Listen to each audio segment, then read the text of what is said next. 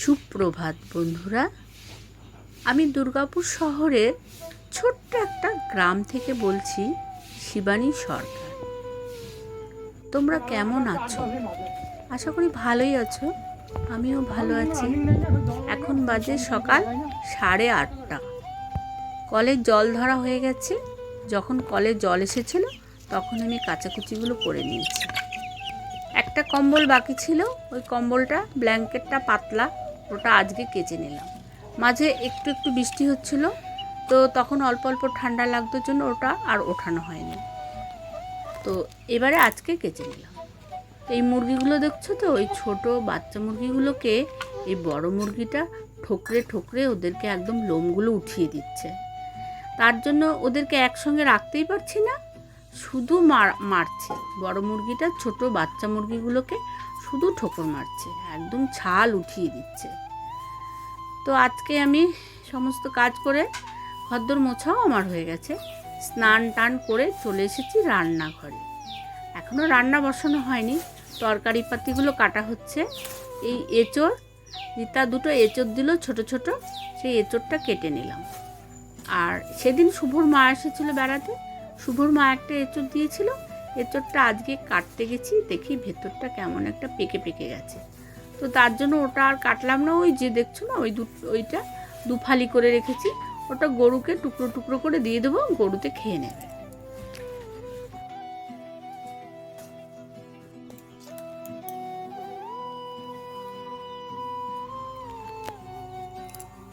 ছেলে চলে গেছে স্কুলে, হাজব্যান্ডও চলে গেছে কাজের খোঁজে।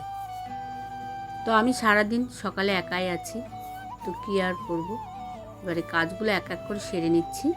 তো এই তরকারিগুলো কাটা হয়ে গেল, আর তারপরে তরকারি পাতির যে খোসাগুলো, ওগুলো উঠিয়ে রেখে দিলাম, গরুকে দিয়ে দেবো।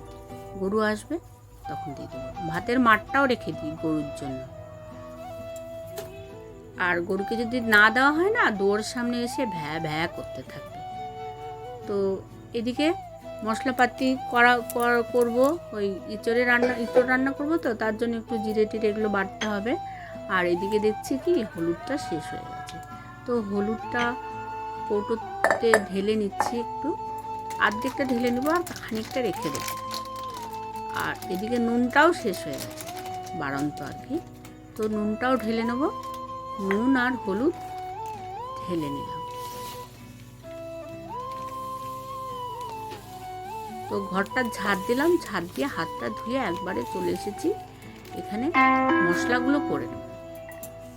মশলা বলতে নিরামিষ, তো এঁচোড়টা আজকে আমি নিরামিষই রান্না করব। কারণ বলতে হঠাৎই প্রতি বছরই আমাদের পাড়ায়, এই পাশের পাড়ায় পুজো হয়, শীতলা পুজো হয় প্রতি বছর। তো প্রতি বছর আমাদের চাঁদা ধরে, প্রতি বছর জানতে পারি, এবারে জানতে পারিনি। আজকে কিছুক্ষণ আগেই মাইকে অ্যানাউন্স করছে, শুনতে পাবে হয়তো অল্প স্বল্প, পুজোর আওয়াজ আসছে। তো মাইকে অ্যানাউন্স করছে বাড়ি আনতে যাবে। আমি হঠাৎ অবাক হয়ে গেলাম, ও বাবা, আজকে শীতলা পুজো! তো তখন আমি ভাতটা চাপাইনি, কাজ করছিলাম। তো ভাবছি, আর আমি প্রতিদিনই হাঁড়ি মেজে ভাত চাপাই, সব কিছু বাসন কুসুন প্রতিদিন ধুয়ে তারপরে চাপাই। মানে আমার যদি পেঁয়াজ রসুন না করা হয়, না কাটা হয়, তাহলে আমার নিরামিষই ধরো। তো আজকে ভাবলাম তাহলে আর আজকে নিরামিষই রান্না করবো। শীতলা পুজোর দিন আমরা তো নিরামিষই খাই, তো আজকে নিরামিষ রান্না করবো। তো এঁচোড়টা আজকে নিরামিষ করবো, তার জন্য আদা আর জিরে বেটে নিচ্ছি। আর পুজো দিতে যাব, পুজো দিতে, শীতলা পুজো তো দিতে যাব। হাজবেন্ডকে বলে দিয়েছি একটা ডাব আনবে আর একটু মিছরি আনবে। তো নিরামিষের মধ্যে একটুখানি গোটা গরম মশলা বেটে দিলে বেশ ভালো লাগে। তো একসঙ্গেই আমি একটু দারচিনি, একটু এলাচ, একটু লবঙ্গ এর সঙ্গে বেটে নিচ্ছি। লাস্টে আর দেবার দরকার নেই, এইভাবেই মশলাটা বেটে নিয়ে রান্না করলে খারাপ হয় না, ভালোই হয়। এবারে পুজো দিতে যাবো, সে কখন যাবো কোনো ঠিক নেই।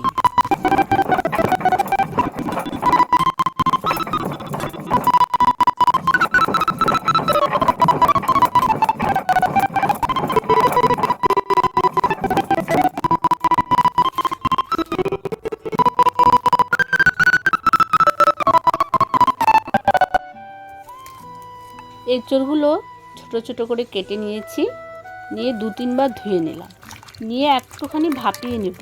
ভাপিয়ে নিলে ভালো হবে, তাড়াতাড়িও রান্না হয়ে যাবে, গ্যাসটাও কম পড়বে। আজকে আমি গ্যাসেই রান্না করব। আর চালটা কি সুন্দর পরিষ্কার না, এটা কন্ট্রোলের চাল। কন্ট্রোলের চাল দেখো সাদা ধবধবে কিন্তু পরিষ্কার, তো ভালোই দেয়। এবারে আমরা কিন্তু কন্ট্রোলের চালই খাই।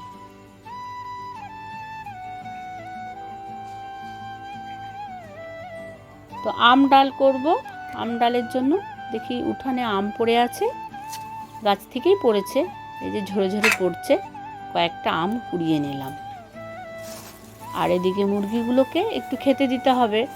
সকালে দিয়েছি দুবার, একবার চাল দেওয়া হয়েছে, একবার রুটি দেওয়া হয়েছে, রুটিটা জলে ভিজিয়ে দিয়েছি। এখন আবার ভুসি, সে আটা চালা হয় তো, আটা চালার ভুসিগুলো রেখে দিই, ওইগুলোকে একটু জল ছিটিয়ে মাখিয়ে ওদেরকে দিলে ওরা ভালো খায়। একটু মেখে নিয়ে ওদেরকে খেতে দেবো।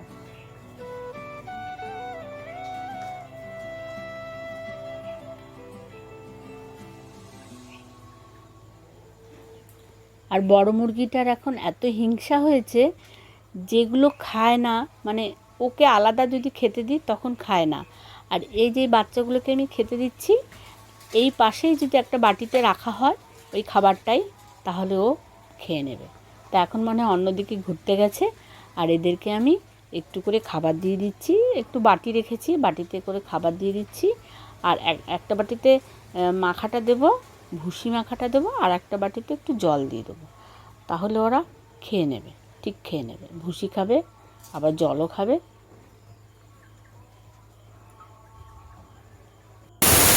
ভাতটা ধুয়ে এলাম, ধুয়ে এসে এবারে ভাতটা চাপিয়ে দিয়েছি। আর এদিকে প্রেশার কুকারে একটা সিটি দিয়ে নেব এঁচোড়টা। ভাতটা উতলে গেছে, আর এদিকে মশলাও আমার হয়ে গেছে, মশলাটা তুলে নেব। আর আম ডাল করব, মটর ডাল করব, আম দিয়ে মটর ডাল রান্না করব। আর কি রান্না করব এখনও ঠিক করিনি।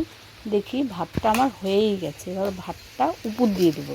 ভাতের মাঠটা দেখো ঘন হয়ে গেছে, আর কেমন হাওয়া দিচ্ছে, হাওয়াতে শুধু আমগুলো টপ টপ করে পড়ে যাচ্ছে। তো অনেকগুলো আম পড়েছে, কয়েকটা আম তুলে নিয়ে ভাবছি একটু চাটনি বানিয়ে দিই। দেখো কত ছোটো ছোটো আমগুলো সব পড়ে যাচ্ছে,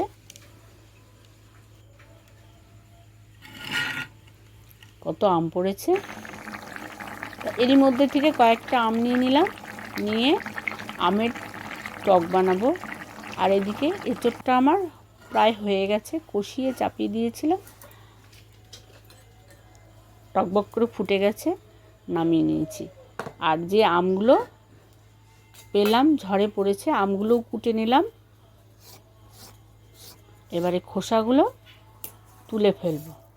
আর এদিকে আমের জন্য একটুখানি মেথি আর একটু মৌরি একটু ভেজে নিয়েছিলাম, কাঠখোলায় ভেজে নিয়েছিলাম, সেটা একটু বেটে রেখে দেবো।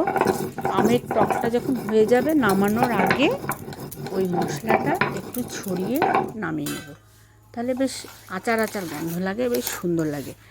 আর ফোড়ন দেবো, সর্ষে ফোড়ন দেবো, সর্ষে একটা ছোট্ট মতো তেজপাতা দেবো, আর একটুখানি ওই লঙ্কা, একটুখানি শুকনো লঙ্কা ভেঙে ফোড়ন দিয়ে দেবো। দিয়ে এবারে ভাবছি কী আর রান্না করবো। এবারে ওই যে আলু, ছোটো ছোটো আলু ছিল, ঘরেই ছিল, বাজার নেই কিছুই, হাজব্যান্ড তো ঘরে নেই, কি বাজার করবে, কিছুই ছিল না। তো গাছের থেকে আম পড়েছিল, ওই আমগুলো দিয়ে ডাল করলাম, মটর ডাল করলাম। আর এঁচোড়টা রিতা দিয়েছিল, ওটা বানালাম। আর আম দিয়ে ইয়ে করলাম, চাটনি বানাবো। আর ছোটো ছোটো আলু ছিল, আলুগুলো ভাবছি যে একটু ভাজা করে নিই, তাহলে ছেলেটা খেতে পারবে আর আমরাও খেতে পারবো। শুধু ছেলের জন্য কি, আমরাও তো আছি। তো যাই হোক, আলুগুলো পাতলা পাতলা করে কেটে নিলাম, কেটে নিয়ে নিলাম। আর এই যে তরকারি খোসাগুলো, ওগুলো আবারও যেগুলো হলো সব একটা চিকচিকির মধ্যে ভরে রেখে দিই, যখন গরু আসে গরুটাকে দিয়ে দিই, ঢেলে দিয়ে দিই, ও খেয়ে নেয়। আর আলু কেটে নিয়েছি, আলুগুলো নিয়ে রান্নাঘরে যাব। এই আলুর মধ্যে অল্প চিনি, অল্প ভিনেগার আর একটু লবণ দিয়ে মেখে নিলাম, মেখে নিয়ে এবার একটু ভেজে নেব। তো অল্প তেলেই ভেজে নেব, বেশি তেল আমি দিই না। অল্প তেলেই ভেজে নিচ্ছি। ছাকা তেলে ভাজলে তো খুব ভালো হয়, ছাকা তেল পাবো কোথায় বলো? এই অল্প তেলেই রান্না করি আমি। আর দুপুর গড়িয়ে এলো, দুপুর হয়ে গেছে, ছেলেটা স্কুল থেকে চলেও এসেছে। তো কাপড়গুলো শুকিয়ে খটখটা হয়ে গেছে একদম। তো ঠিক আছে, কাপড়গুলো উঠিয়ে নিই। আর বাইরে কম্বলটা মেলা আছে, কম্বলটাও আনতে হবে।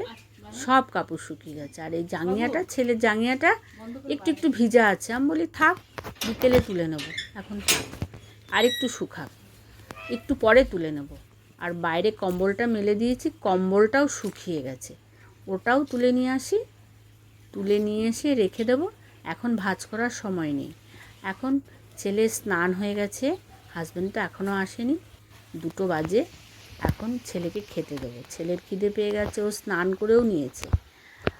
বলি দাঁড়া, দেখো কেমন সূর্যটা মাথার উপরে একদম। আর কি রোদ উঠেছে, গরমও পড়ে গেছে, প্রচণ্ড গরম পড়ে গেছে।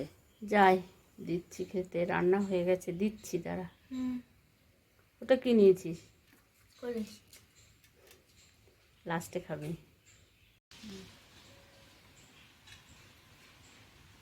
রেশনের চালের ভাত, দেখ কি সুন্দর হয়েছে, ঝরঝরে। আলু ভাজা, গোল গোল করে আলু ভাজা, বেগুন ভাজা। খা, এটা দিয়ে শুরু কর। তারপরে এঁচোড়ের তরকারি দিচ্ছি, এখানে চাটনি দেবো, ডাল দেবো, এটা আমের টক, এটা ডাল, আর এটা এঁচোড়ের তরকারি এখানে দিয়ে দিলাম। আর এটা কোল্ড ড্রিঙ্কস।